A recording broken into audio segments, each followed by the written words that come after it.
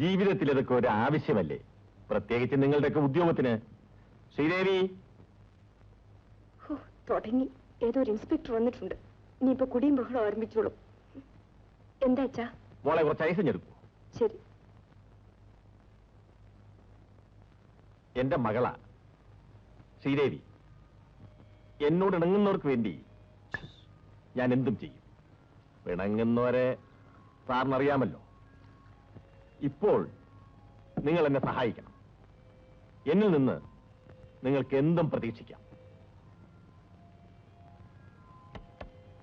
മോളെ, ഇദ്ദേഹം സ്ഥല ഇൻസ്പെക്ടറാണ്. നിങ്ങൾ സംസാരിച്ചുകൊണ്ടിരിക്കും.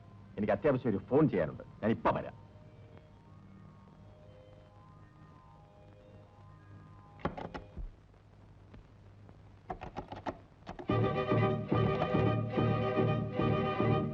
അച്ഛാ, അച്ഛാ, അച്ഛാ വാതിൽ തുറക്കോ. അച്ഛാ, വാതിൽ തുറക്കോ. അച്ഛാ, ചേട്ടാ, ചേട്ടാ, അമ്മേ, അമ്മേ, അച്ഛാ, അച്ഛാ, അച്ഛാ വാതിൽ തുറക്കോ. അച്ഛാ വാതിൽ തുറക്കോ. വാതിൽ തുറക്കച്ചാ. അച്ഛാ.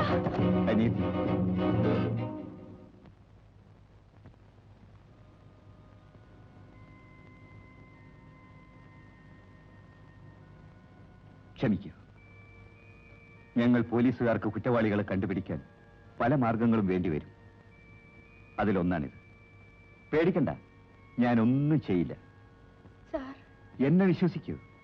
നിന്നെപ്പോലെ സഹോദരിമാർ എനിക്കുമുണ്ട്. എങ്കിലും ഇതുപോലൊരു അച്ഛനില്ലാതിരുന്നത് ഭാഗ്യം. എനിക്ക് ചില വിവരങ്ങൾ അറിയാനുണ്ട്.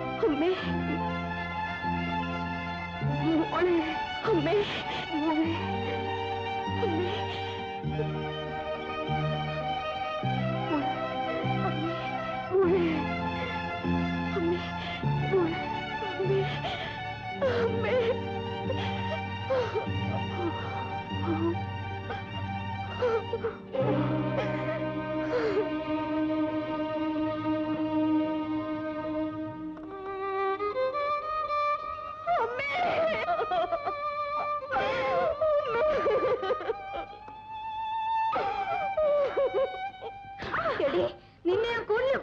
കുടുംബത്തിന്റെ മാനം കളഞ്ഞ് നീ ഇനി ജീവിച്ചിരിക്കണ്ടപ്പോ. ഈശ്വര, ഇത്രയേറെ ശിക്ഷ തരാൻ ഞാൻ എന്ത് തെറ്റ് ചെയ്തു?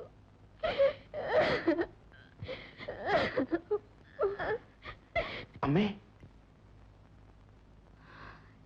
എടാ, നീ ചതി എന്നോട് ചെയ്യുമെന്ന് ഞാൻ കരുതിയില്ല.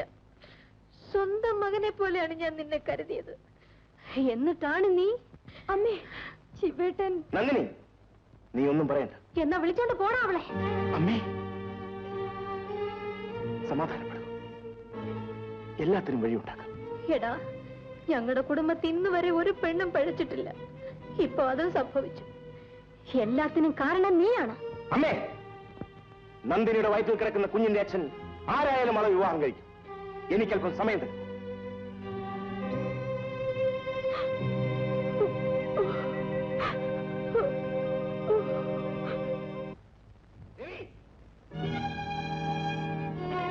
ശിവൻ? അതെ, ശിവൻ തന്നെ. സാറിനെ കാണാനാണ് വന്നത്.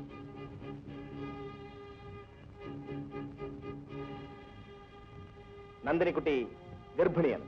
ഓ, അത് ഈ നാട് മുഴുവൻ പറയുന്നതല്ലേ? ഞാൻ പറഞ്ഞു. നാട് മുഴുവൻ അറിഞ്ഞത് നന്ദിനിക്കുട്ടിയെ പറ്റി മാത്രമാണ്. നിന്നെ പറ്റി അറിഞ്ഞില്ല. അതിന് ഞാനെന്ത് വേണം? അവളെ വിവാഹം കഴിക്കണം.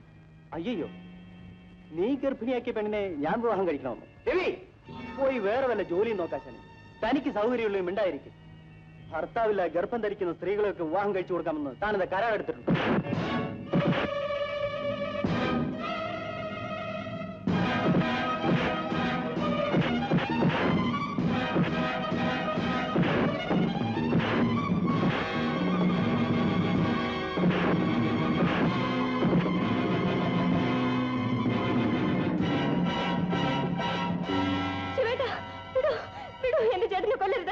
ഇല്ല, ഞാൻ ഇവനെ ഇപ്പൊ കൊല്ലില്ല.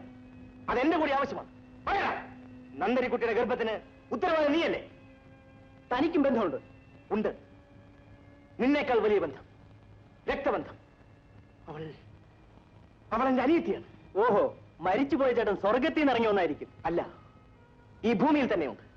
ഞാൻ ആരാണെന്ന് ആരും അറിയരുതെന്ന് എനിക്ക് നിർബന്ധമുണ്ടായിരുന്നു. പക്ഷേ എന്റെ അനിയത്തിയുടെ കണ്ണീര് തുടയ്ക്കാൻ, എന്റെ അമ്മയുടെ മനോവേദനയാകട്ടെ, ഞാൻ സത്യം പറയുന്നു, ഞാൻ സുധാകരനാണ്. എടാ, നിന്റെ പഴയ കളിക്കൂട്ടുകാരനായ സുധാകരൻ. സുധാകരനോ? അതെ. പണ്ട് അമ്പലത്തിൽ നിന്ന് തങ്കവിഗ്രഹം മോഷിച്ച് നിന്റെ അച്ഛനും വെളിച്ചപ്പാടും ചേർന്ന് എന്റെ അച്ഛനെ വെള്ളത്തിൽ മുക്കിക്കൊന്നു. അത് കണ്ടുനിന്ന് ഞാൻ ഭാഗ്യം കൊണ്ട് മാത്രം രക്ഷപ്പെട്ടു. ഞാൻ ജീവിച്ചിരുന്നാൽ ഉണ്ടാകാവുന്ന അപകടത്തെ ഭയന്ന് എന്റെ കുടുംബത്തെ കൂട്ടക്കൊല ചെയ്യാൻ നിന്റെ അച്ഛൻ തീരുമാനിച്ചു. എന്റെ അമ്മയുടെയും അനിയത്തിയുടെയും ജീവൻ രക്ഷിക്കാൻ, ഞാൻ മരിച്ചെന്ന് വരുത്താൻ എനിക്ക് ഈ നാട് വിട്ടോടേണ്ടി വന്നു. ഞാൻ തിരിച്ചു വന്നത് നിന്റെ അച്ഛനെ ഇഞ്ചിഞ്ചായി കൊന്ന് പകരം വീട്ടാനാണ്. പക്ഷെ ഞാനിവിടെ വരുമ്പോഴേക്കും അയാൾ ഈ നാടിന്റെ ചക്രവർത്തിയായി കഴിഞ്ഞിരുന്നു. പ്രതികാരത്തെക്കാൾ വലുതാണ് എനിക്ക് എന്റെ അനിയത്തിയുടെ ജീവിതം. അതുകൊണ്ട് മാത്രമാണ് ഞാൻ എല്ലാം തുറന്നു പറയുന്നത്. രവി, ഒരു ദിവസത്തെ സമയം ഞാൻ നിനക്ക് തരുന്നു, 24 മണിക്കൂർ. അതിനുള്ളിൽ എന്റെ പെങ്ങളെ രക്ഷിക്കാൻ നീ തയ്യാറായില്ലെങ്കിൽ ഒരിക്കൽ കൂടി നമ്മൾ ഇതുപോലെ കണ്ടുമുട്ടേണ്ടി വരും. ഞാൻ പോകുന്നു.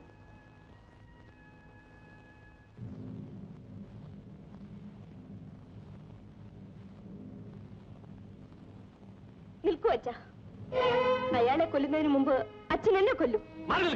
അച്ഛൻ നടത്തിയ കൊലപാതകങ്ങളുടെ കൂട്ടത്തിൽ എന്റെ പേരും വരട്ടെ. വെളിച്ചപ്പാടിനെയും തങ്കമണിയും കൊന്ന കൊലക്കുറ്റത്തിൽ നിന്ന് രക്ഷപ്പെടാൻ വേണ്ടി പോലീസ് ഓഫീസറുടെ മുന്നിലേക്ക് സ്വന്തം മകളെ എറിഞ്ഞുകൊടുത്ത ആളല്ലേ അച്ഛൻ? അമ്പലത്തിന്റെ സ്വത്തുക്കൾ സ്വന്തമാക്കാൻ വേണ്ടി ഭാര്യയെ മറ്റൊരുത്തന് കാഴ്ചവെച്ച് ഒരാഴ്ച മുഴുവൻ കൊല്ലാതെ കൊന്ന ആളല്ലേ അച്ഛൻ? ശ്രീദേവി, നീ പറയുന്നത് സത്യമാണ് ചേട്ടാ. ചേട്ടൻ അതറിയില്ല, അറിയാൻ ശ്രമിച്ചിട്ടില്ല. അച്ഛനെ പിന്തുടരാനാണല്ലോ ചേട്ടന്റെ ആഗ്രഹം.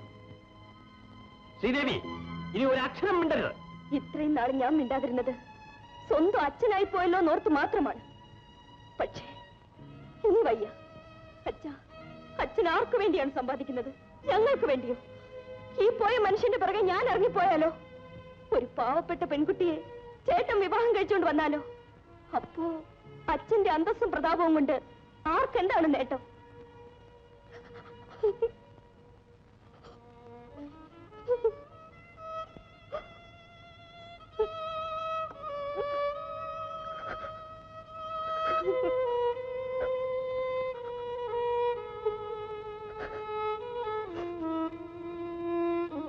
അനീതി, ക്ഷമിക്കൂ.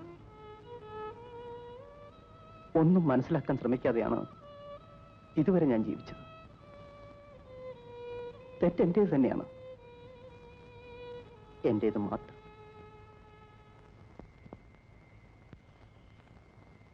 തങ്കപ്പൻ ഇവിടെ?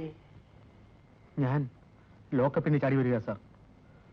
നാളെ എന്നെ കോടതിയിലേക്ക് അയക്കും. ജയിലിലടച്ചാൽ പിന്നെ തിരിച്ചു വരാൻ കഴിയുമെന്ന് എനിക്കറിയില്ല. അതിനു മുമ്പ് എനിക്കൊരു ആഗ്രഹം സാധിക്കാനുണ്ട്. ഇത്രയും കാലം ഞാൻ മറ്റുള്ളവർക്ക് വേണ്ടിയേ ജോലി ചെയ്തിട്ടുള്ളൂ. ഇന്ന് എനിക്ക് വേണ്ടി എന്തെങ്കിലും ഒന്ന് ചെയ്യണം. നീ എന്തൊക്കെയാണ് ഈ പറയുന്നത്? ഞാൻ ആ മുതലാളിയെ കൊല്ലും. ചെയ്യാത്ത കുറ്റം അവൻ എന്റെ മേലടിച്ചേൽപ്പിച്ചു. ഇനി അയാൾ ആരെയും വഞ്ചിക്കാൻ പാടില്ല. അവനെ ഞാൻ കൊല്ലും. അരുത് തങ്കപ്പൻ, തങ്കപ്പന്റെ കൈ കൊണ്ട് ചെയ്യരുത്. നിന്നേക്കാൾ വലിയ ശത്രുക്കൾ അയാൾക്ക് വേറെ ഉണ്ടല്ലോ. തിരിച്ചു പോകും, നിനക്ക് ഞാനുണ്ട്. സാറേ, ലക്ഷ്മി അമ്മയെ നന്ദിനിക്കുട്ടിയെയും മുതലാളി കാറി കയറ്റി കൊണ്ടുപോയി. വളരെ വർഷങ്ങൾക്ക് മുമ്പേ നിങ്ങൾ മരിക്കേണ്ടതായിരുന്നു. ഇത്രയും കാലം ജീവിച്ചത് തന്നെ എന്റെ കണക്ക് കൂട്ടൽ അല്പം പിഴച്ചത് കൊണ്ട് മാത്രമാണ്. തിരുമേനി വെള്ളത്തിൽ വീണ് മരിച്ച ദിവസം തന്നെ സുധാകരനും മരിച്ചുപോയി എന്ന് ഞാൻ വിചാരിച്ചു. അല്ലെങ്കിൽ അന്ന് രാത്രി തന്നെ നിങ്ങളുടെ എല്ലാം കഥ കഴിക്കുമായിരുന്നു. അച്ഛനെ കൊന്നതിന് എന്നോട് പ്രതികാരം ചെയ്യാൻ സുധാകരൻ ശിവനായി തിരിച്ചു വരുമെന്ന് ഞാൻ കരുതി. സുധാകരനോ? അല്ല, ശിവൻ. അറിയില്ലായിരിക്കും. അപ്പോൾ അമ്മയും മകനും ചേർന്നാണ് ഈ നാടകം നടത്തിയത്, അല്ലേ? ഇനി എന്നെ കളിപ്പിക്കാമെന്ന് വിചാരിക്കണ്ട. ഇന്ന് നിങ്ങളുടെ അവസാനത്തെ ദിവസമാണ്. എന്റെ മോൻ. എന്താ, മോനെ കാണണോ? ഇത്രയും നാൾ കൂടെ താമസിപ്പിച്ച് വച്ചോളമ്പി കൊടുത്തത് പോരെ? ഇത് അവന്റെയും അവസാന രാത്രിയാണ്.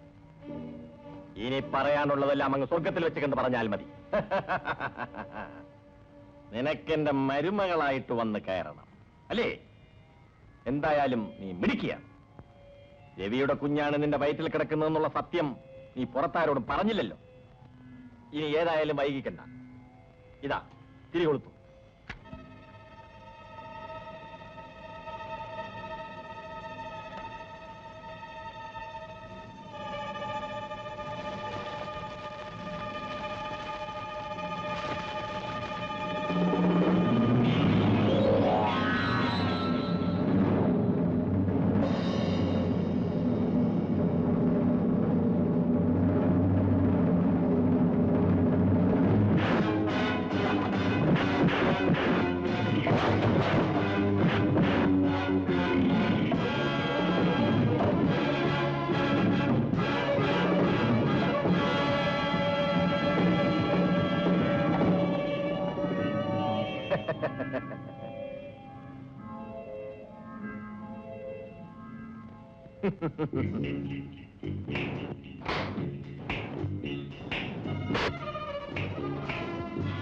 കൊള്ളാം. സുധാകരന് സാക്ഷാൽ ശിവന്റെ ശക്തി ഉറ കിട്ടിയിട്ടുണ്ട്. പക്ഷേ നിന്നെ പോലെ 1000 പേര് വന്നാലും കൊട്ടാരത്തിൽ പരമേശ്വരൻ പിള്ളയ്ക്ക് പുല്ലാനട. നീ കൊട്ടാരത്തിൽ പരമേശ്വരൻ പിള്ള മുതലാളിയായത് എന്റെ അച്ഛനെ കൊന്ന് അമ്പലത്തിലെ വിഗ്രഹം മോഷ്ടിച്ചിട്ടാണ്. അന്ന് അത് കണ്ടു നിൽക്കാനേ എനിക്ക് കഴിഞ്ഞു. എന്റെ അമ്മയുടെയും പെങ്ങളുടെയും ജീവൻ രക്ഷിക്കാൻ വേണ്ടിയാണ് അന്ന് ഞാൻ ഈ നാട് വിട്ടോടിയത്. ഇപ്പൊ തിരിച്ചു വന്നല്ലോ, എന്നിട്ട് എന്തേ രക്ഷിക്കാഞ്ഞ്? അമ്മയും പെങ്ങളുമല്ലേ, എന്ന് രക്ഷിക്കേ. ചതിച്ചു കൊല്ലാൻ ഏത് ഭീരുവിനും കഴിയുമടാ. എനിക്ക് വേണമെങ്കിൽ നിന്നെ ആദ്യം കണ്ട നിമിഷം തന്നെ കൊല്ലാമായിരുന്നു. പക്ഷെ ഞാൻ കാത്തിരുന്നത് നിന്നെ തോൽപ്പിച്ചു വീഴ്ത്താനാണ്. തോറ്റതാരാണെന്ന് ഇപ്പൊ മനസ്സിലായില്ലേ? നോക്കി നിൽക്കാതെ തിരികെത്തിക്കേ. 3 പേരും കൂടി ഒന്നിച്ച് മരിക്കട്ടെ.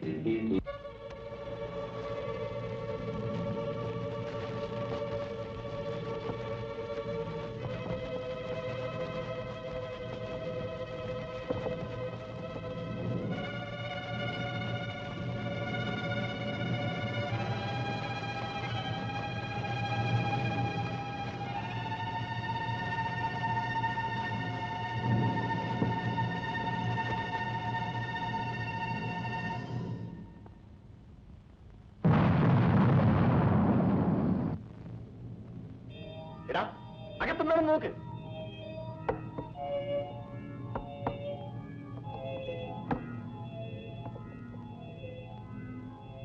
അമ്മേ, മോനെ. അമ്മേ, അമ്മേ.